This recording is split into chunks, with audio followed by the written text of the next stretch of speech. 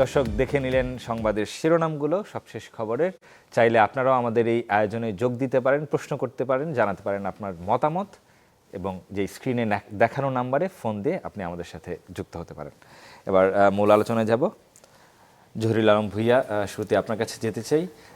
আমি যতটুকু জানি যে ড্র অনুষ্ঠান তো হয়েছে, জমকালো অনুষ্ঠান আমরা লক্ষ্য করেছি ওয়াশিংটনে যুক্তরাষ্ট্রের, সেখানে আপনি ছিলেন। সেই অভিজ্ঞতাটা দিয়ে আসলে আজকের আলোচনাটা শুরু করি। আসলেই এটা একটা জীবনে একটা স্মরণীয় মুহূর্ত ছিল এই প্রোগ্রামে জয়েন করতে পারাটা। বিশেষ করে আমি বলবো যে ওয়াশিংটন এয়ারপোর্টে নামার পর থেকেই আমি ভাইবটা পাচ্ছিলাম প্রচণ্ডভাবে যে এটা শ্বাস ড্র, ফাইনাল ড্র হবে। এটা ছিল আমার জন্য প্রথম, যদিও আমরা কাতার ওয়ার্ল্ড কাপেও ছিলাম, বাট এটা প্রথমবার মতো আমরা ফাইনাল ড্রতে অ্যাটেন্ড করি আমার এক সহকর্মী সহ। এবং আমরা যে হোটেলে ছিলাম ওখানে অনেক, ওটা কাছেই ছিল, উইদিন 10 মিনিটস ওয়াকিংয়ের মধ্যে অনেক সাংবাদিক ছিল ওখানে। তো আমার এটা সৌভাগ্য হয়েছিল যে ওদের যে উত্তেজনা, বিশেষ করে আমি আমার সোশ্যাল পেজে দিয়েছিলাম যে সকালবেলাতে সাংবাদিকরা তো প্রত্যেকেই তার নিজের দেশের লাইভ কমেন্ট্রি করছিল এই ফাইনাল ড্র নিয়ে। তারপর আমি আসলে তাদের কথাগুলো বুঝতে পারছিলাম না, বাট তারপর তারা আমাকে যেটা বললো যে তারা এক্সপেকটেশন করতেছে যে কি হইতে পারে, কার সাথে কার খেলা হবে। তখন কিছুটা আক্ষেপ লাগছিল কিনা যে বাংলাদেশের কোনো সাংবাদিক এটা বলতে বলার, আমি তো বলবো যে এটা ফাইনাল ড্র যেদিন আমাকে ইনভাইটেশন তখনই আমার মধ্যে এটা কাজ করছিল, বাংলাদেশ যদি থাকতো আজকে তো আমি ওই ড্রতে বাংলাদেশ কোন গ্রুপে থাকবে ওইটা নিয়ে একটা ইয়ার মধ্যে থাকতাম, আমি উত্তেজনা থাকতাম। অবশ্যই এটা আমার সবসময় প্রতি মুহূর্তে আমাকে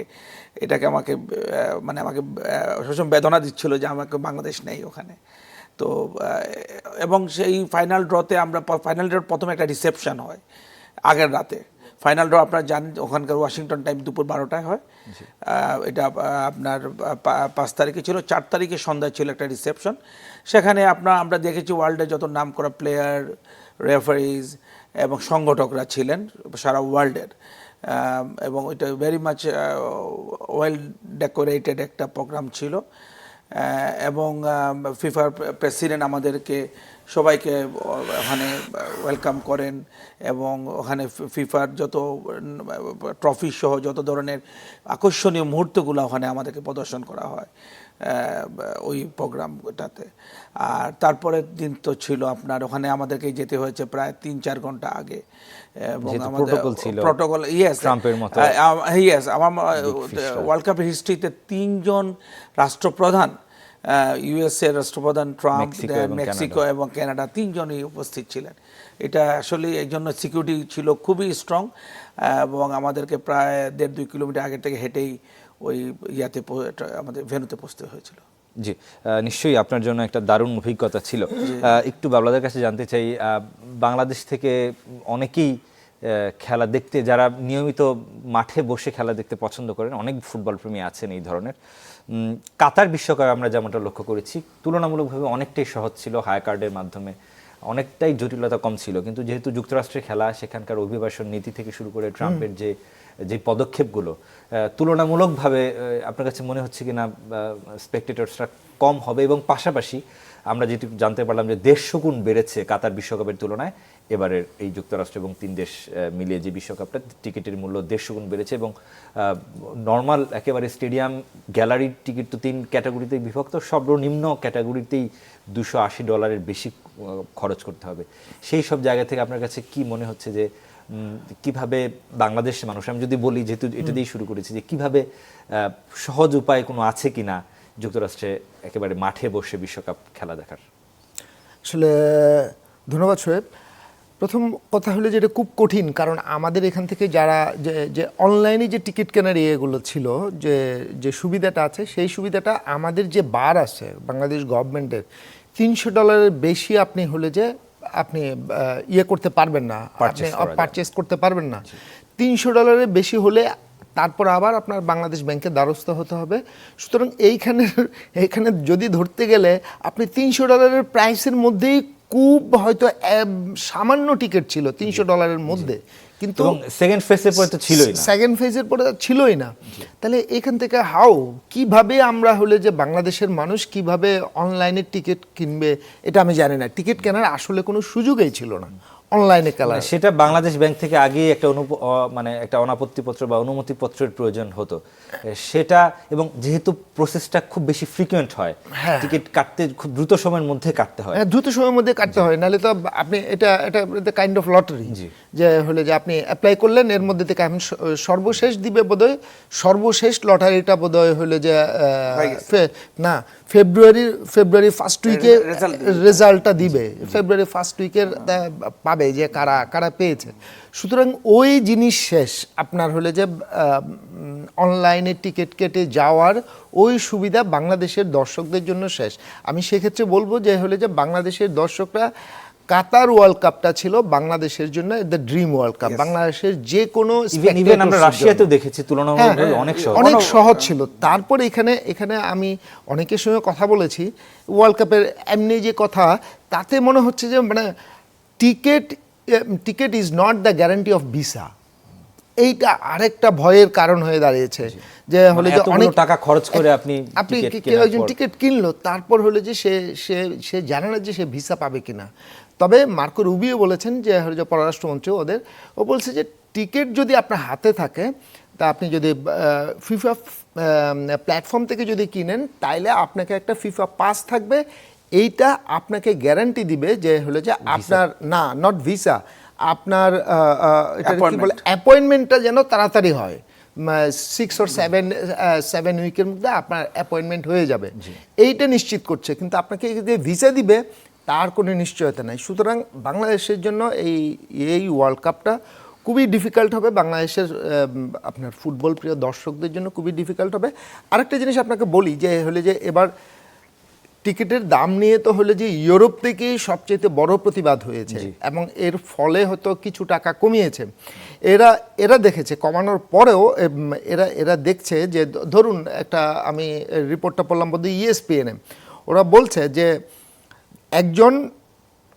একজন ইংল্যান্ডের একজন সমর্থক, সে গ্রুপ স্টেজ থেকে তার ইংল্যান্ড যদি ফাইনালে যায়, তার এই চিপেস্ট রেঞ্জে সে যদি খেলা দেখতে যায়, ওই দর্শক তার খরচ হবে $7,000 বেশি, $7,000 বেশি। তা এটা আসলে হলে যে শুধু বাংলাদেশের জন্য না, এটা পৃথিবীর সবার জন্যই বেশ কঠিন, চিপেস্ট রেঞ্জের বলছি যে। তো এই জন্য, এবং সেটা এই পরিসংখ্যানটা আমিও দেখছিলাম, সেটা কাতারে ছিল $2,000 মধ্যে। হ্যাঁ, কাতারে ছিল $2,000। এবং সবচেয়ে মজার কি, 94-এ যখন আমেরিকা ওয়ার্ল্ড কাপ হয়, তখন সেখানে চিপেস্ট রেঞ্জের টিকিটের দাম ছিল $60 থেকে $270, $60 থেকে $270। কাতারে সেটা ছিল আপনার $160 থেকে 200 কত, এইরকম ছিল কাতারে। গ্যালারি টিকিট, হ্যাঁ গ্যালারি টিকিট। কিন্তু আরেকটা হলো যে তাহলে কি রকম ভাবে বেড়েছে, এটার হলো যে ফিফা বলছে তাদের টার্গেট হলো $10 বিলিয়ন এখান থেকে রেভিনিউ আয় করা। অথচ এই আমেরিকা যখন হলো যে 7 বছর আগে যখন বিডিং করে, তখন তারা তাদের বিডিং প্রসেসের মধ্যে তারা দেখিয়েছিল, তাদের একটা পয়েন্ট ছিল যে হলো যে প্রতি $1,000 সিটের মধ্যে 100টা সিট থাকবে $25। বাট হলো যে বাস্তবে আসলে তার সঙ্গে কোনো মিল নাই। এবং মানে তারা কতটা কমার্শিয়ালি চিন্তা করছে সেটা পুরোপুরি, এটা একটা হলো যে পুরোপুরি জিনিসটাকে কমার্শিয়ালি করে দিয়েছে। এখন আবার এইটাও আপনাকে ধরতে হবে যে ক্লাব ওয়ার্ল্ড কাপে কিন্তু হলে যে খুবই দর্শক খরা ছিল। জি, এই প্রসঙ্গ নিয়ে আমি অবশ্যই কথা বলবো বাবলাদা। তার আগে একটু জেনে নিতে চাই জহুরুল আলম ভূঁইয়ার কাছ থেকে, আমরা যেটা জানলাম যে আলটিমেটলি গ্যালারির যে টিকিটগুলো আছে, এই 3 ক্যাটাগরি টিকিটগুলো, সেগুলো অলমোস্ট মানে দুঃসাধ্য হয়ে গেছে বাংলাদেশিদের জন্য। যারা পেয়েছেন তো তারা হয়তো ভাগ্যবান, কিংবা পরবর্তীতে আবার ভিসা নিয়ে এক ধরনের জরুরতায় পড়তে হবে। আমরা যতটুকু জানতে পেরেছি, বাংলাদেশে আপনারা হসপিটালিটি বক্সের টিকিট আপনাদের কাছ থেকে নিতে পাওয়া যাবে, সেই প্রসেসটা আসলে কি এবং সারা কেমন পাচ্ছেন? আসলে ফিফা, আমি প্রথমে একটু অরিজিনে যেতে চাই। ফিফার টিকিট সেল করে দুভাবে, একটা হচ্ছে গিয়ে লটারির মাধ্যমে, ওয়ার্ল্ড ওয়াইড, যেটা তারা, এবং প্রাইসটাও ভালো, মোটামুটি মার্কেট হসপিটালিটি থেকে অনেক সাশ্রয়ী মূল্যে থাকে সেই তুলনায়। আর আরেকটা হচ্ছে ফিফা হসপিটালিটি প্যাকেজ বলে এটাকে ফিফা, এবং এইটা তারা বিভিন্ন দেশে তাদের পার্টনারদের মাধ্যমে সেল করে থাকে। আলহামদুলিল্লাহ আমরা গত বছর থেকে ফিফার পার্টনার হিসেবে ছিলাম।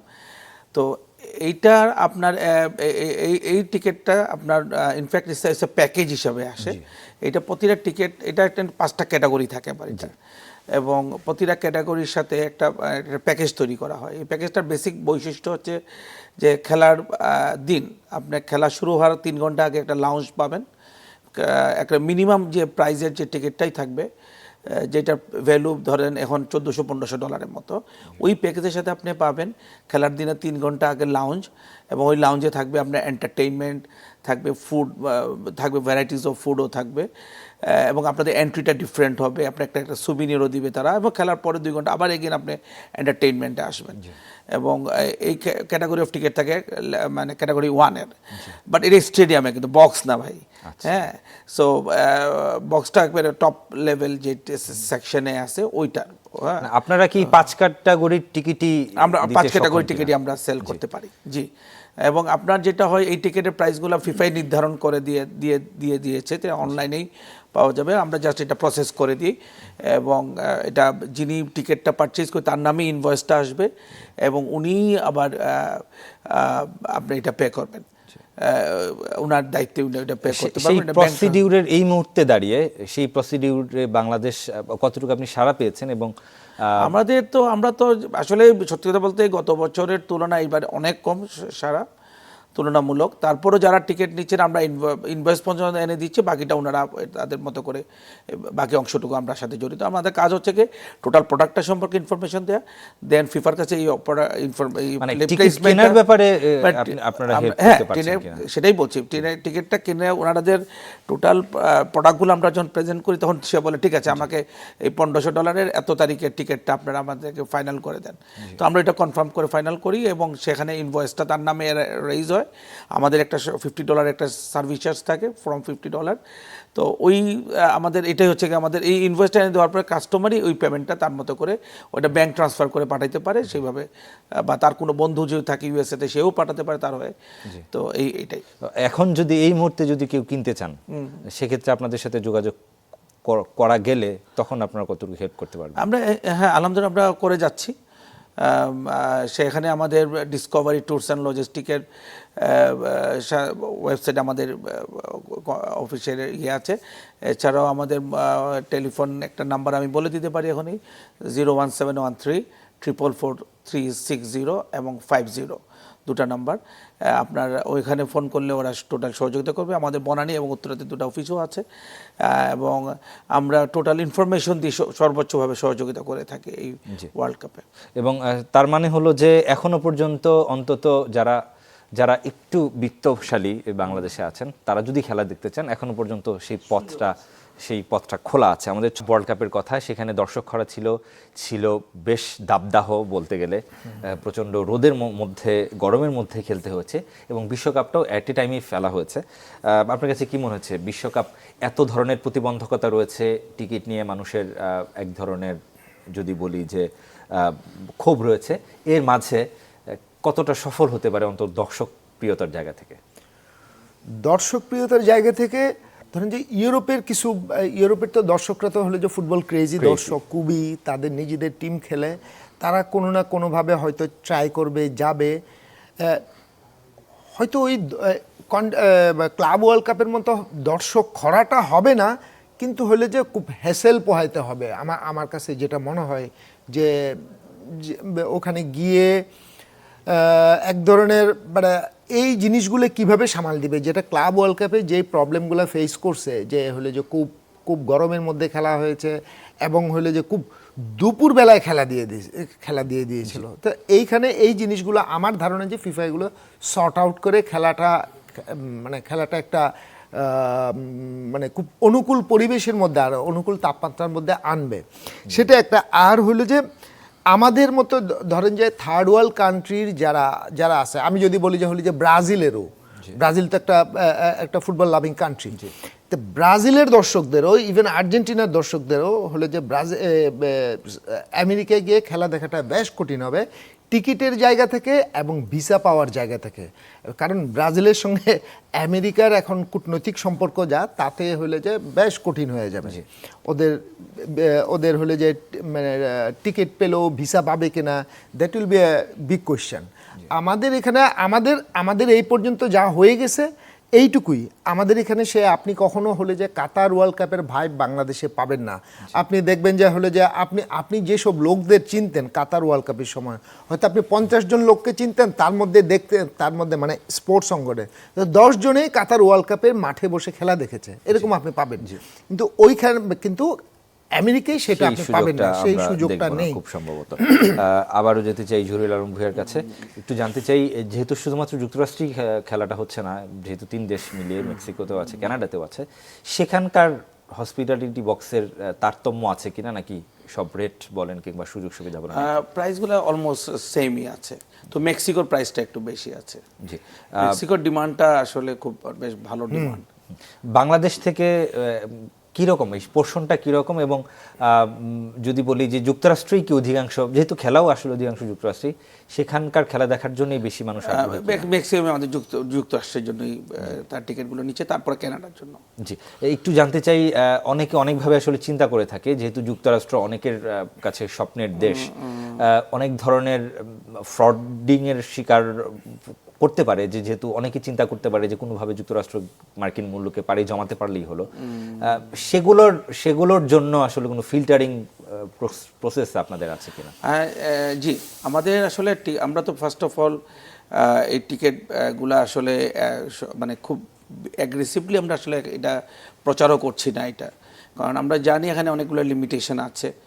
এর মধ্যে আপনার প্রাইসও একটা ব্যাপার, ভিসাও একটা ইস্যু, বিগ ইস্যু।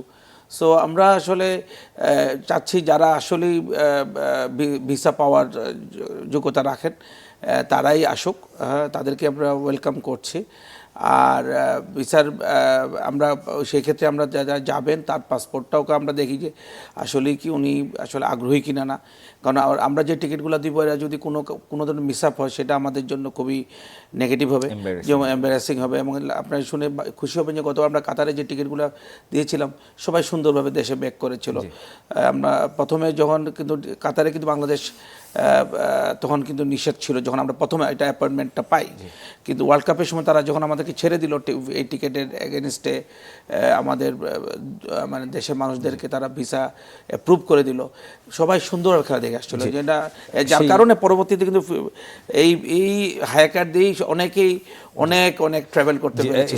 সেই প্রক্রিয়াটা কঠিন হলেও আসলে যুক্তরাষ্ট্রের যাওয়ার খেলা দেখার সেই প্রক্রিয়াটা কঠিন হলেও তারপরেও দেশের সম্মানের স্বার্থে মানুষ যেন সঠিকভাবেই যায় এবং তারা ফিরে আসে সেই প্রত্যাশা রেখে শেষ করছে।